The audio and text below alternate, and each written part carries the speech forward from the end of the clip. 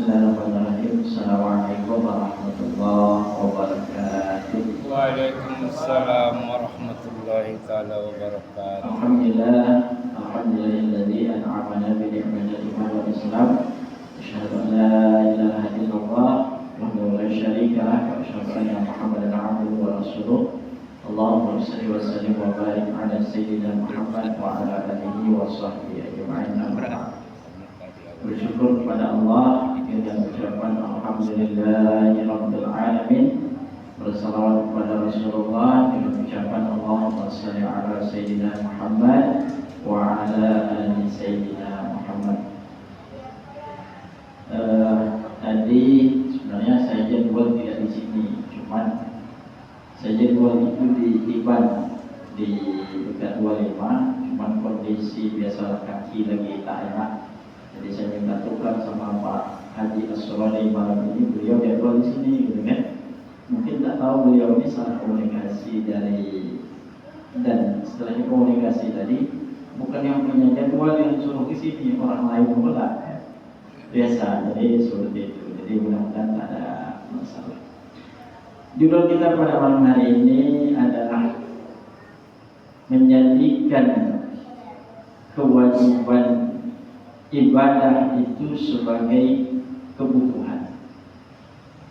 Karena biasanya kita kenapa, contoh sederhana dulu, kenapa bangun salat malam itu berat rasanya? Karena ketika ingin bangun itu di kepala itu ada besok kerja seharian, besok hari panas, besok ini itu dan itu. Akhirnya apa yang di kepala muncul? Oh, besok ini ngantuk, oh, udah tidur aja tuh. Gitu kan? Nah, contoh sederhana lagi, kalau kita haus, yang kita cari adalah air. Lalu ketika kita haus itu, air kan yang mendatangi kita atau kita yang mendatangi air? Air itu secara lurusnya adalah kita yang mendatangi air. Kenapa? Karena kita butuh dengan air. Air tak pernah butuh dengan kita. Demikian juga dalam beribadah, ketika kita mengenal Allah Subhanahu wa Ta'ala, mohon maaf, satu komplek ini satu pun yang tidak ada dalam kemusalah salat, Allah itu tetap zat yang maha segala-galanya. Dia tidak pernah berubah statusnya jadi apapun. Tapi yang rugi itu siapa? Kita sebagai seorang hamba. Maka ketika ibadah itu menjadi kewajiban, satu yang kebiasaannya adalah apa? Hanya sekedar menggugurkan kewajiban. Kalau salatnya salat, selesai salat sudah, masih tetap mengambil hak orang lain, membicarakan kejelekan orang lain, tidak ada peningkatan dari hari ke hari. Tapi ketika ibadah itu menjadi kebutuhan, yakinlah sesulit apapun waktu, rasanya pagi itu, contoh sederhana, rasanya pagi itu tak sempat, di manalah nak salat duha. Tapi ketika kita butuh, merasa kita ini, diri kita ini adalah seorang hamba dan kita butuh akan Allah, kita pasti akan mencari cara bagaimana ketika hari itu kita bisa bersujud kepada Allah. Tapi ketika sesuatu itu menjadi kewajiban, yang jelas tadi apa? Kita akan cari celah bagaimana kewajiban itu yang mungkin bisa jadi aja lambat datang salatnya, kemudian salatnya asal sekedar mengumpulkan kewajiban, kemudian ya kadang salat kadang tidak. Maka itu yang terjadi. Kenapa? Karena kita merasa itu adalah kewajiban. Tetapi ketika kita merasa ibadah itu adalah sebuah kebutuhan, kita akan rindu ingin bertemu dengan Allah. Maka ketika orang sudah merasa butuh dengan ibadah, ketika dia selesai salat isya nanti, dia tidak pernah berpikir lain apa dalam hatinya. Ya Allah, sempatkan kami lagi bertemu dengan ibadah salat subuh. Kenapa? Karena dia butuh dengan Allah, karena dia butuh dengan ibadah, bukan menjadi sebuah sekedar kewajiban lain. Maka dalam hidup kita pun barangkali demikian juga. Allah sekali lagi tidak akan pernah berubah zatnya. Allah tidak akan pernah berubah akan kekuasaannya ketika kita mau bersujud atau tidak. Tetapi sebenarnya kita yang merasa rugi ketika Allah tidak dekat dengan kita. Nah, Allah tidak akan pernah berubah. Maka oleh sebab itu dari hari ke hari barangkali mulai rasakan saya ini yang butuh dengan Allah atau Allah yang butuh dengan saya. Ketika kita sudah merasa butuh dengan Allah, yakinlah Bapak Ibu, tidak perlu diperintah lagi, tidak perlu disuruh lagi. Ibarat kita makan itu ada kewajiban, tak ada. Karena kita merasa butuh, makan itu adalah menghilangkan lapar. Kapanpun pasti kita akan datang dengan cara bagaimanapun kita akan cari bagaimana bisa makan.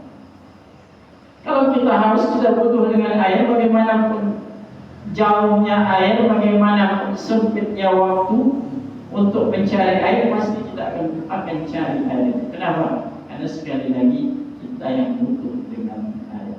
Begitu juga dalam kehidupan.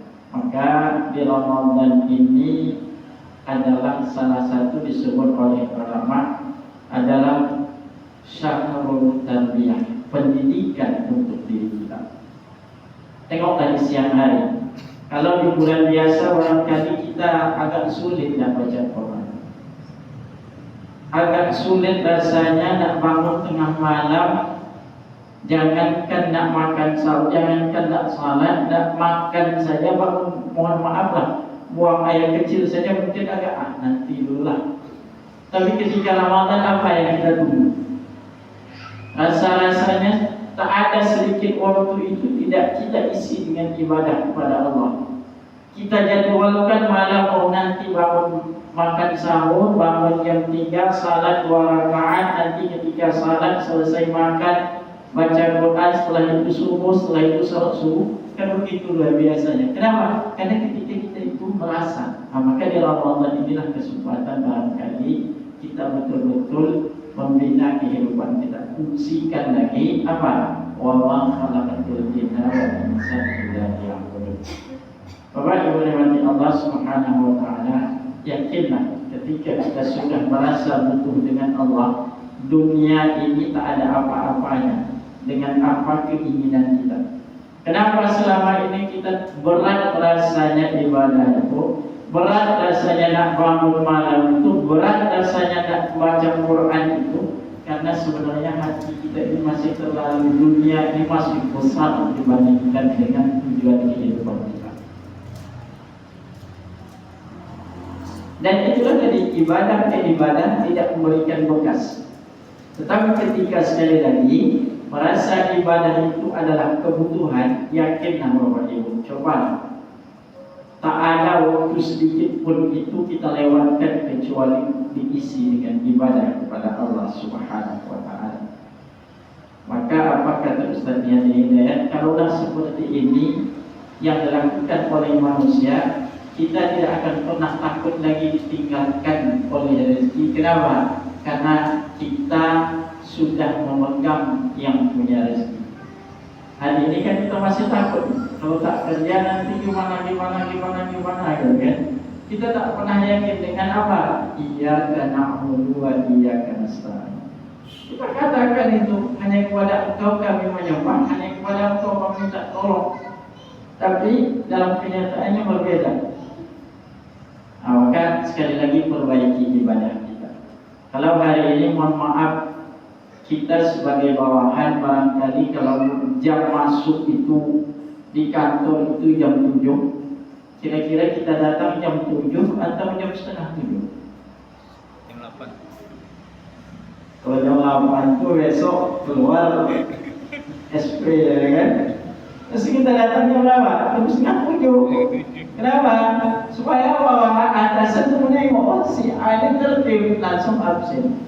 Kenapa dengan Allah ketika dipanggil hayya 'alas shalah kita masih nanti sajalah waktu maghrib itu masih ada bahkan. Nanti sajalah zuhur itu masih ada waktu.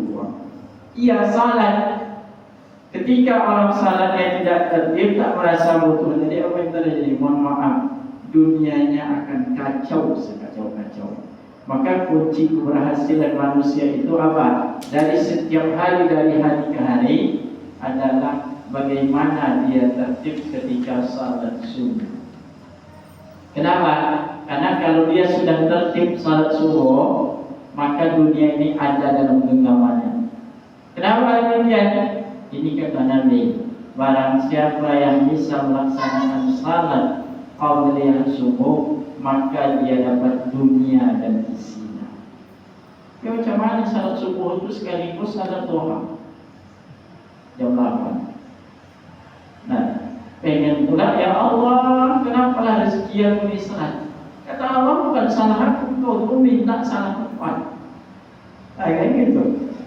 Maka sekali lagi, mari sedikit demi sedikit kita perbaiki. Artinya apa? Kalau selama ini hanya sekedar kewajiban, sekarang memang kita sudah butuh. Ketika kita sudah butuh, yakin Bapak Ibu, kita tidak pernah khawatir lagi tentang dunia ini. Kita tidak pernah khawatir lagi tentang besok harus makan apa, besok harus seperti apa. Karena kita sudah yakin Allah sudah tentukan kapan rezeki kita dan berapa takaran rezeki kita. Tapi yang penting oleh kita apa? Adalah ikhtiar. Hasil itu bukan kita yang menentukan. Baik, oleh Allah Subhanahu wa taala, ini yang saya sampaikan, mudah-mudahan bermanfaat. Sekali lagi, mudah-mudahan kita selalu diberikan oleh Allah istiqamah dalam keimanan kepada Allah. Apalagi di Ramadan ini, minta banyak-banyak kepada Allah. Allahumma innaka afuwwun karim tuhibbul afwa fa'fu anna. Demikian, subhanallah wa bihamdika, asyhadu an la ilaha illa anta, astaghfiruka wa atubu ilaik. Assalamualaikum warahmatullahi wabarakatuh. Waalaikumsalam warahmatullahi wabarakatuh.